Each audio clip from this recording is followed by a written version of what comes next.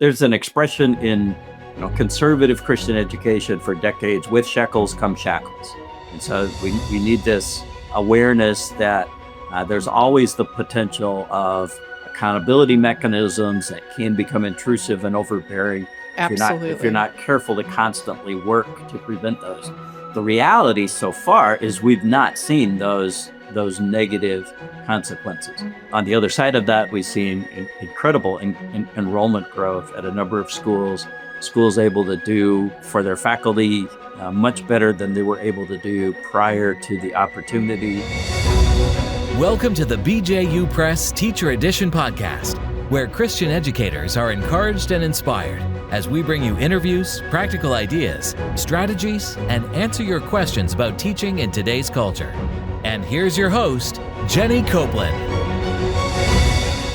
Education is definitely on the move. It seems hardly a day goes by without some mention of education in the news. Funding, department changes, personalities, agendas. There is no lack of education news. And honestly, while education has always been a major player in society, it seems COVID brought education into the spotlight in a variety of ways, for better or for worse. We've discussed that whole topic many, many times here on the podcast. Spotlights were shown on agendas and curriculum and pedagogy. So many parents saw, or maybe were awakened, to what is happening in schools for the very first time. Many schools were challenged during COVID, from how to pivot to online learning to how to stay true to their mission through the influx of prospective families in and after COVID. While COVID highlighted and changed education, that obviously isn't the only neon light of the past few years. School choice has also found its way to the front seat as states adopt that program, I guess you could say, in varying forms or maybe to varying degrees. This too has had a profound impact and continues to impact Christian schools on many fronts. And as it continues to grow and become approved in more and more states, this is a topic we definitely can't overlook. I'm so excited to dive into this topic on today's episode here on the Teacher Edition podcast. Listeners, we are so glad that you are joining us. As we get started, just a quick reminder to take a minute to subscribe to the podcast and go check us out on social media. We're Teacher Edition Podcast on Facebook. You can also find us on Instagram and TikTok at Teacher Edition Pod. I also want to invite you to go to our website. That's teachereditionpodcast.com. You can subscribe to our monthly newsletters there. You can also submit your questions. I always enjoy sharing your questions on the show, and it's time to get some more of those questions. So take a minute to visit our website, record a quick question, and that will be shared on a future episode. Remember, if you have a question, I'm confident someone else has that same question, and you just never know how that answer might be an encouragement and a help to another educator. One last reminder, we would appreciate it if you would take a minute to give us a positive rating and review.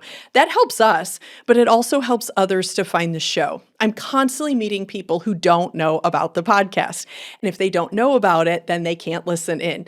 Your ratings and reviews help us to reach out and to encourage even more educators. Okay, so let's dive into the topic of school choice. To unpack this topic, I have invited 3 educators to join us today. Each of these men has experience with school choice, and I'm really excited for what they're going to individually bring to the table. So first off, Dr. Jeff Walton, he brings a national viewpoint on school choice and its impact on Christian schools. He serves as the executive director of the American Association of Christian Schools.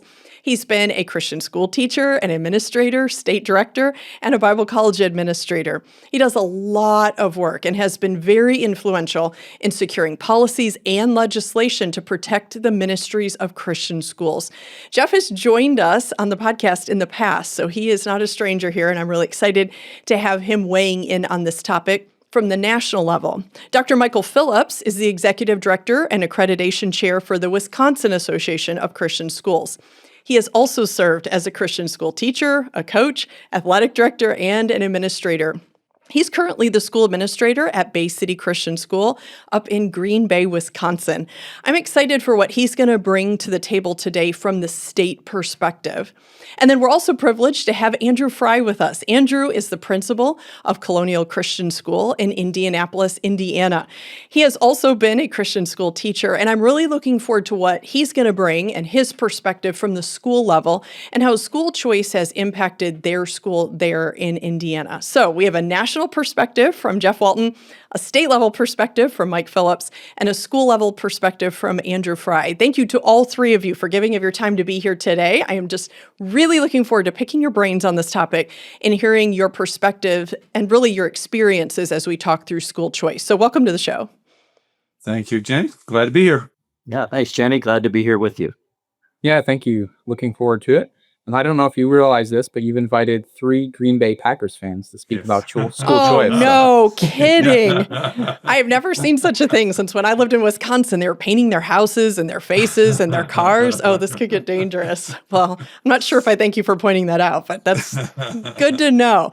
Okay, so I'd like to start out our time by just giving our listeners an opportunity to get to know each of you a little bit more, and specifically in how you have intersected with school choice. And I guess I'm using that term very loosely. I know it's called by different terms in different states, but broadly speaking, we're talking about public funds following the student to be used where the parent decides. We're just going to kind of give it, and you guys can undo that definition or add to it, but kind of generally speaking. So these funds come in different amounts, they come in different formats, they come with different restrictions in various states, but generally speaking, that's what we're going to what we're referring to when we talk about school choice. So let's start with kind of a lightning round here. I'm guessing that most listeners are wondering if this episode is going to be for or against school choice. So maybe let's start there. Is school choice a good thing or a bad thing, and why? We're going to dig in deeper, so don't worry about that. But just a really quick round of insight. Let's start with that. Jeff, why don't you start? So net positive. The downside of that would be if parental choice becomes robust in a state and a school's not positioned to participate, that school is going to wither. And we've seen that repeatedly across the country. On the upside, we've seen in states where there is a robust school choice program, significant enrollment growth, new school startups, low-income families that have the possibility of putting their kids into a Christian school for the first time. So yeah, overall, it's a net positive. Okay, Mike, what are your thoughts? Good, bad, why? No, very good. As Jeff mentioned, the increase in student enrollment, benefits to teachers, all those things are just positives that I word it this way, that secular governments are providing Christian education for a lot of Christian families who couldn't otherwise not have afforded it. So net positive for sure. Okay, Andrew, where are you on this from the school perspective? Both our school families and our schools themselves have seen great benefits from school choice. And the risk is going to come anytime that there's funds being flowed through the government. Oftentimes comes accountability, and that accountability can have strings attached. So again, as Jeff said, net positive, but definitely some cautions we'll need to address. Yeah, good pointers. Okay, now let's unpack a little more about your experience with school choice. What has your personal and or professional experience with school choice been? Mike, why don't we start with you? Personally, well, I'm currently obviously administrator of Bay City Christian School, and so my role with WACS, the Wisconsin Association of Christian Schools, kind of going to get a little fuzzy in my conversation and things that I bring out. That's okay. That's okay. Because a lot of it's going to be from my personal experience here at school. So we're entering our 10th year in the choice program, and so Wow. just personally going from 70 students to 290 students over that period of time, a budget increase from $340,000 to $3.2 million. It's just really ridiculous when you think about what our Christian schools in Wisconsin were like beforehand, and now what they are now. And then as the accreditation chair in the state, being able to work with several schools and helping them navigate through the process, getting their schools accredited and ready to go on the program. So Yeah, maybe something they wouldn't have done, before this came up. So that's really interesting. correct. Andrew, what are your thoughts? They would not have done that beforehand. Yeah, right. Andrew? Similar to what Mike just shared, as principal at Colonial Christian School, I've seen a front row seat of just the incredible growth in Christian schools, many times as a result of the Indiana's Choice Scholarship Program. Now, states, if they have a program, they're all going to look differently. So I'll be able to share what Indiana's 2 school choice programs look like. Right now, today, any Indiana resident can qualify for a choice scholarship ranging Wow. from $6,000 to $7,000, and those funds go directly from the state to the school. So early on, we had families come to us, in tears that of gratitude they could finally afford a Christian education, something they had prayed for, but never thought it was financially possible. And even today, there's families that, uh, you know, it's new to them. They didn't realize that this was an option available to them as Indiana residents. Personally, I've experienced the blessing of school choice, both as a father two students participating in Indiana's choice program, but also I have a child with special needs who participates in Indiana's second school choice program. It's an ESA program, another form of school choice that gives families direct access to those funds for qualifying educational expenses. So, for as a principal of a school and as a father of a family, it's not just about affordability, but access to an education that aligns with biblical faith and values. And really, that's the heart of Christian education. And school choice has just made that more accessible than ever before. Wow. What a blessing. That's great. Jeff, how are you interacting with school choice on the national level? So, from the AACS office, our interaction is with state leaders who are working to put school choice programs in place in their state or to expand school choice programs in their state. And then both Mike and Andrew have mentioned that accreditation is tied to school choice. That's not true in every state, but that's true in multiple states. There are at least 8 states that are requiring accreditation by a recognized body for a school to participate in a choice program. And that means our accreditation process has exploded. It's probably not even a big enough word for I it. was just going to say, wow, job Yeah. security. And so lots of interaction with schools, with state leaders, sometimes working through the approval process so that our process can be recognized in a state. Oftentimes helping schools that were not prepared, had not put themselves in a place. This week, I probably worked with 5 schools scrambling to try to have an accreditation in place for their families to participate. And they really waited too long at this point. They'll be able to do it for some point in the future. But so in our office, the big participation is on those 2 levels, working with state leaders on new programs or expanding programs, and then working with schools who find out they have to have an accreditation in place to participate. Yikes. And that's a hard thing to scramble on. That's not a small monster, a small beast to wrangle there quickly. So yeah, that's incredible. Okay, so as I mentioned at the start of the show, school choice, and as you guys mentioned too, it looks different in each state. I know as I'm traveling, school choice is often a discussion topic.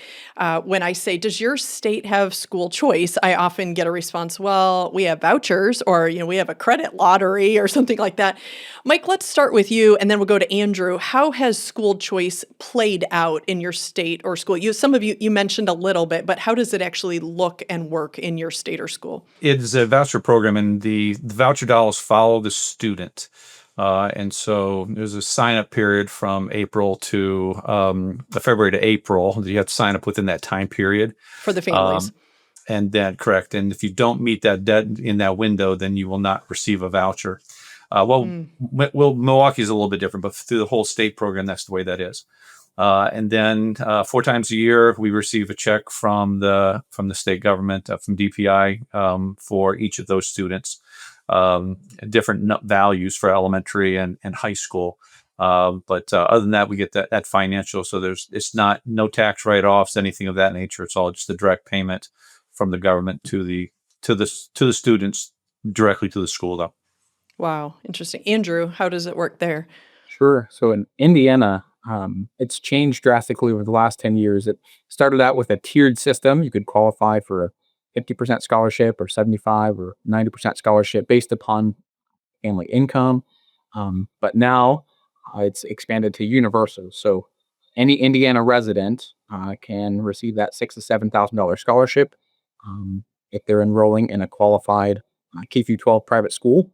It's opened the door for many families where it was previously out of reach. The payment does not go to the families. It goes directly from the state to the private school on behalf of the families. And at the same time, when we think about how this has changed the state and the school, there's been a huge increase in not just private education, but in Christian school education, particularly since COVID, as you mentioned in the introduction.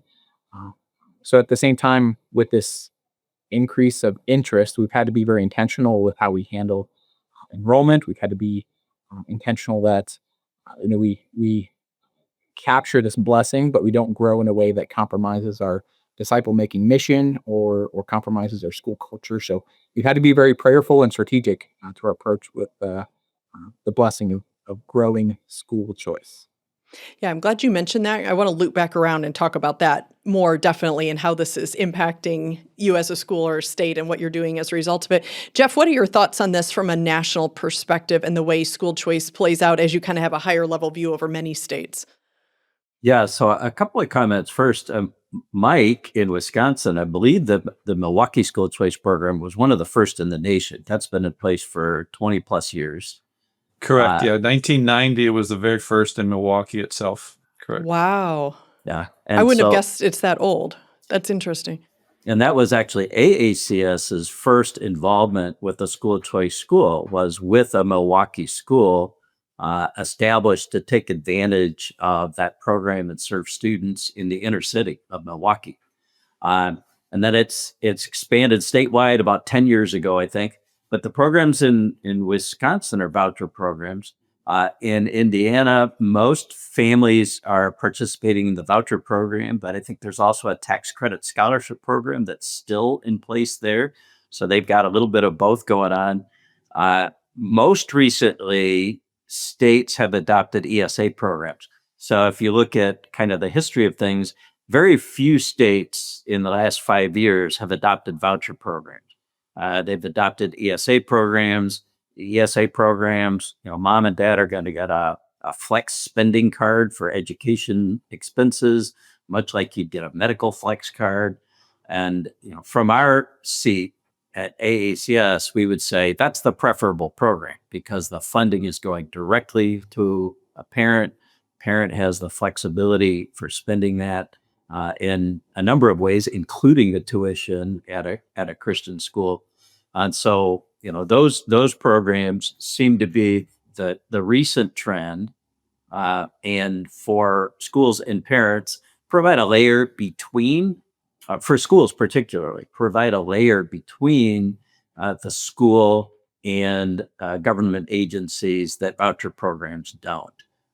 So, we've worked over that period of time to try to encourage and implement those programs. Not that the other programs aren't working really well in places like Wisconsin, but for the long-term protection of the programs and the schools that are involved, we would favor the ESA programs, and we see a huge expansion of those across the country.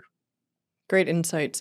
Okay, so with that foundation laid, have you all seen changes or effects in states or schools as a result, a direct result of school choice? What are you seeing? I'll give you a national thought, and then these guys can give you specific schools. But nationally, the changes that we've seen have been positive. So there's always there's an expression in conservative Christian education for decades: with shekels come shackles. And so we need this awareness that there's always the potential of accountability mechanisms that can become intrusive and overbearing if you're Absolutely. not careful to constantly work to prevent those. The reality so far is we've not seen those negative consequences. Now we have seen accountability mechanisms. They typically take the form of a required school accreditation or an annual financial audit, and where the required school accreditation places some burdens on schools to attain that status. It's also a really good process for improving educational quality and the quality of what a school does. And then I have a hard time objecting to an annual financial audit, because that's also a part of transparency and accountability that Absolutely. ought to be characteristic of Christian ministries. So apart from those two mechanisms, we've seen very little come into play in terms of accountability for schools. On the other side of that, we've seen incredible enrollment growth at a number of schools. Schools able to do for their faculty much better than they were able to do prior to the opportunity. And then, maybe culturally most important, um, the progressive left is starting to lose some of its chokehold on elementary and secondary education. And I don't know that there's a mechanism out there that would have accomplished that other than parental choice. So, from the national perspective, as an organization like AACS looking at it, how do you loosen the stranglehold of the progressive left on the education of children in our country? This is the best tool that's out there. Yeah, it's great.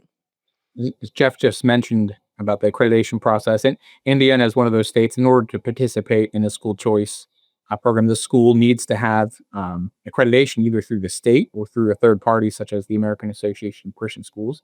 And so most Christian schools in our state have chosen to seek that accreditation so they can participate in the choice program. And so that's brought great benefit to our schools and other schools in Indiana. It's helped us reflect and grow and improve in areas like governance, finance, instruction, accountability.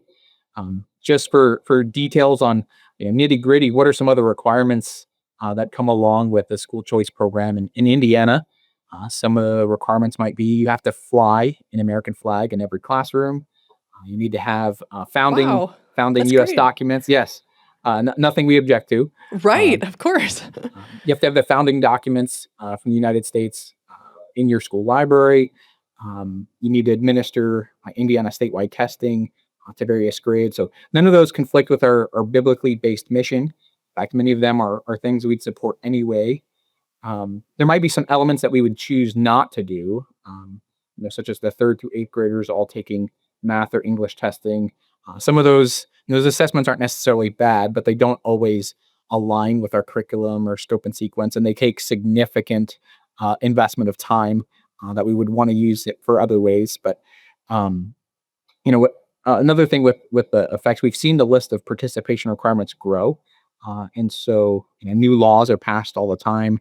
One was just passed that required choice participating schools to offer summer school to 3rd graders that don't pass a reading test. So we've had to add that into our program.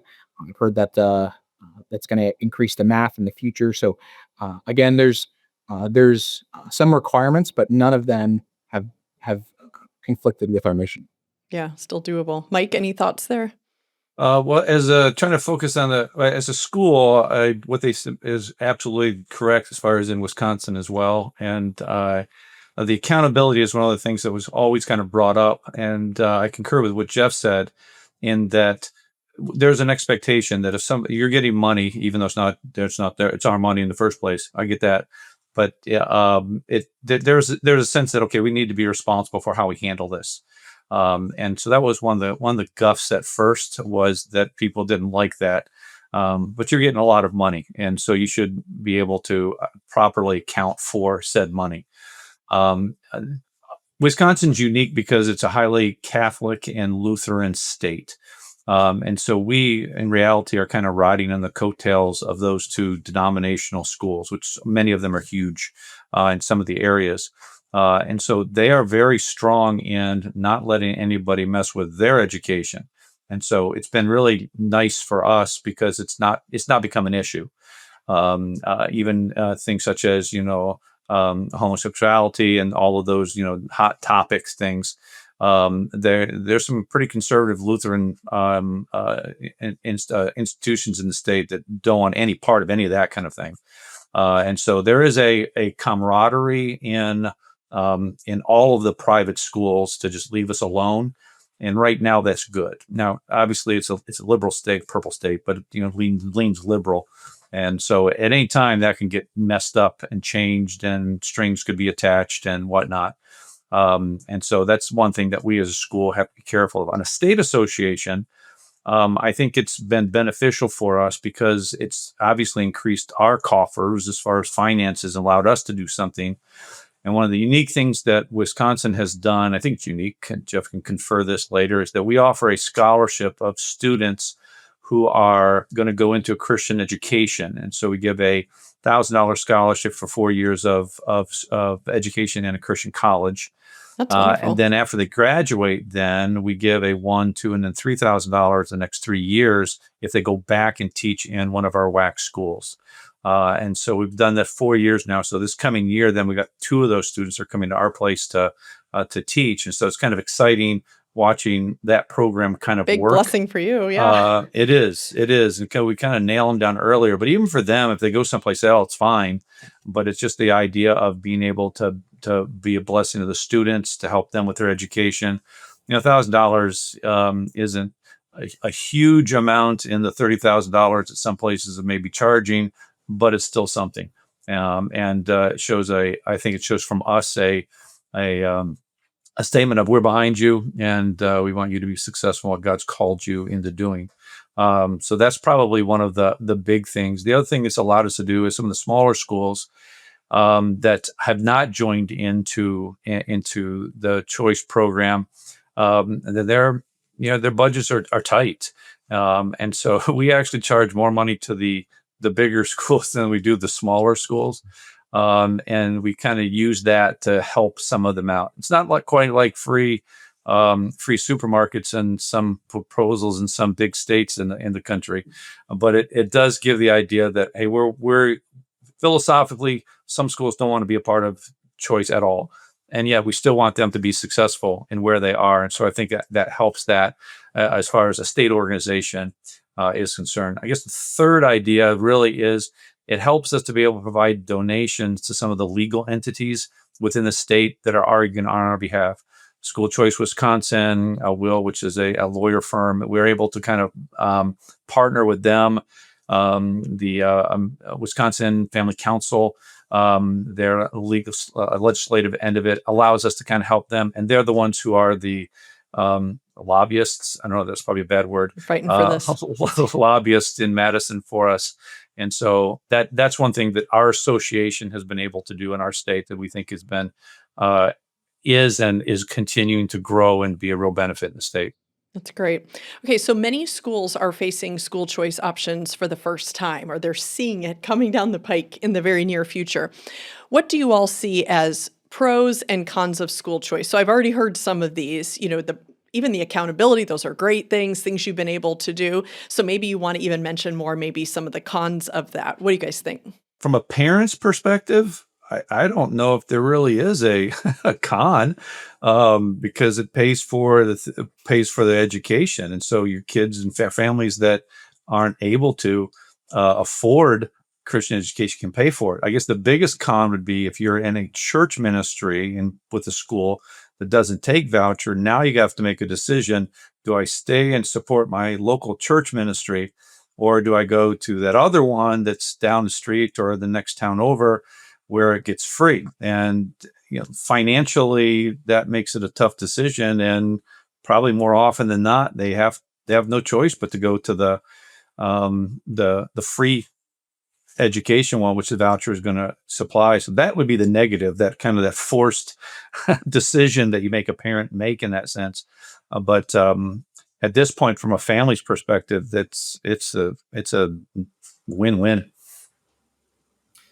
To follow up on what Mike said, most of the negatives at this point are potential negatives rather than negatives that have actually happened. So the fear that significant strings will follow, the fear that there will be expectations from the state that will be in conflict with our Christian mission and our purpose as a Christian school. So, most of the negatives that we hear about are those potential things rather than anything that's happening today. A comment on that, and one is that you don't need to have a school choice program to have the state impose requirements on your school. Well, that's true. Yeah. Yeah. I mean, there is a school there is a state in the U.S. right now where every one of our 35 member schools are operating in violation of the law because their state legislature passed a law requiring that you not discriminate on the basis of sexual orientation and gender identity. Uh, every Christian school and every Bible believing church ministry in that state is today operating in violation of state law, and they've operated that way for 3 or 4 years now. Has nothing to do with school choice. Has nothing to do with school choice. You did not have to accept a voucher. You didn't have to have a parent participating in a parental choice program. So, a school choice program is not the only mechanism through which those limitations on Christian ministries might come. And to follow up on something else that Mike said, when school choice becomes robust, particularly when it is offered directly to parents in the form of ESAs, a parent is going to have a really hard time saying no to that $7,000 debit card that they could have in their hand to pay the educational expenses for their child and to enroll in a school that won't accept them. So I had a phone conversation with the pastor last week. He's in a state where school choice has become robust. He was choosing not to participate in that program. A very healthy church, a church of about 700 on a typical Sunday, school that was running about 300. Today it's running 110. Oh, wow. And all of that is because parents looked at the school choice opportunity for them and said, wow, there's a school right across town. I don't completely agree with them about everything philosophically, but it's a Christian school and they've got a good academic reputation and I can use my $7,000 scholarship there. And so his ministry had to do a 180 this summer and put themselves in a position where they could participate because parents are going to make the choice and make that move. And so it does put you, so that would be a negative if you're a school that is not positioned to take advantage. If it becomes robust, you're going to be put in a difficult place because parents are going to make the choice for you. Yeah, money speaks. That's for sure. Andrew? A couple of the risks that individual schools might face. So, Jeff mentioned there's potential for legal difficulties if your state, leans away from offering the school choice or puts requirements in place. But along with that, I know that our school, as Indiana's school choice program has expanded, we're now very dependent upon that, and families are very dependent now that 90 to 100% of our students are participating. So, if that ever went away, it would be very painful. Sure. Yeah. Great point. The other risk that schools might face is with so many families now being able to afford or the increased interest in Christian school education, both from those within the church and without. There's the risk for mission drift. With enrollment growth opportunities, accessibilities, schools can be tempted to broaden their admission criteria or soften their spiritual expectations in order to keep up with the demand. And so that's something that we've really had to work hard to guard against, both with on the enrollment side and then as well on the hiring side in order to keep up with the growth demand. Yeah, that's great. I was wondering if one of you was going to bring up about the mission, because I definitely want to talk about that, because we're seeing that some, where just that pull to have more students and have that steady income. So I want to talk about, these are all great insights. This is so helpful. Okay, so now that we've laid the groundwork and we've talked about some of the effects, some of the pros and cons of school choice, I want to unpack how school choice has affected your individual schools, but I also want to look forward to what do you see coming because of school choice. I also want to hear from you about what, if anything, you have had to adjust at your school because of this. So schools who are thinking about this, seeing it coming, those are things like, we want to pick the brains of other people and see what they've had to do. So those are all things I want to cover. These are all things that we need to have on our radars. That being said, we're out of time for today's episode. So we're going to wrap up here, but we're going to pick up right here with this impacting topic next time. Listeners, you will not want to miss out. But for today, thank you for being with us. I hope you've gathered some great information and some insights, as I definitely have. Remember to go to teachereditionpodcast.com to learn more about this show and to submit questions for upcoming episodes. Of course, be sure to subscribe to the podcast and follow us on social media. Now, it's time to get back to your day. But it's not just any day, because every day in the classroom is your day to impact and inspire through God's power and through His grace working in you. Now, go do what God has called you to do.